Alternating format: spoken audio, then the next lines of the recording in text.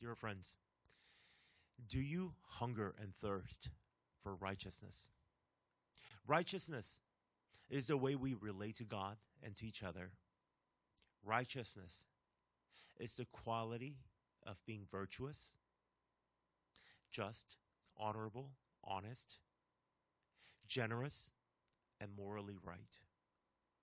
So are you striving to be so? Jesus says in his Sermon on the Mount, in Matthew chapter 5, verse 6, he says, "Blessed are those who hunger and thirst for righteousness, for they will be filled." Here he urges us to desire righteousness to the point where this desire becomes the primary driving force of our lives. You see, when you are so hungry, so thirsty, that severe hunger and thirst begin to affect our every decision, our every action, and every words. Jesus is telling us that it must be the same way when it comes to the matter of righteousness in our lives. He's exhorting us to let our desire for righteousness to become so great that it begins to influence our decisions, our actions, and our words. The problem is that we live in a world that righteousness is relative. Especially in this day and age, a moral standard varies from person to person, from society to society, from generation to generation. What the fathers think is right, children may not even agree with that, right? What is considered to be right in one country may not apply to other countries. So what is this absolute righteousness? Another example would be the conservatives and the liberals seem to have totally different understanding of what is right, what is morally right regarding innumerable issues. So how do we seek righteousness when we don't even know what it is exactly? What is the standard of the absolute righteousness? Is hungering for righteousness simply seeking social justice and fighting against the government? Is thirsting for righteousness simply devoting oneself to various social issues such as human rights and gender equality? A lot of us have this just totally wrong notion of what righteousness is.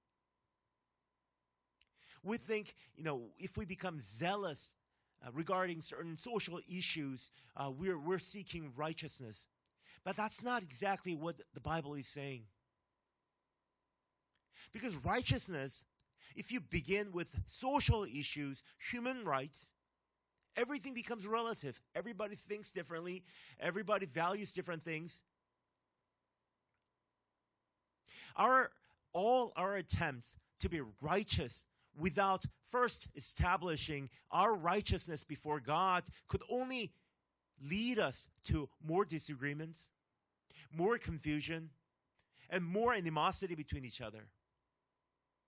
Therefore, I want us to remember that true and absolute righteousness should only begin from the only righteous one, God. Seeking to be approved by God. You're seeking to be approved by God, so you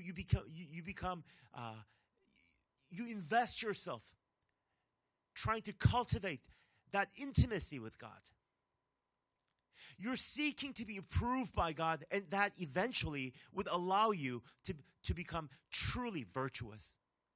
Seeking to be approved by God, who abhors, who hates injustice, will make us just. Seeking to be approved by God, who sees and hears everything, will make us honorable and honest. Seeking to be approved by God, who cares for orphans and widows, the helpless people in our society, will make us become generous to each other.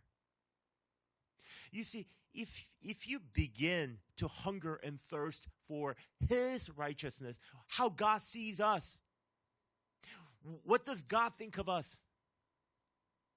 Everything depends on that. If you really strive to see things from God's point of view, this desire will shape our decision, our every thought, our every intention, our every action, and every word.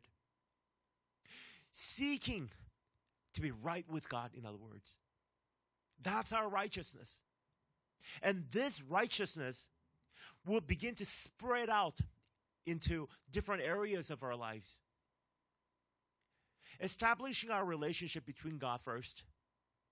And that relationship begins to affect everything else in our lives. And God is telling us, therefore, hunger and thirst for that righteousness, and then you will be filled with everything else. You will be filled with the image of God. And this image of God, when that is restored in you, you will not be in need of anything.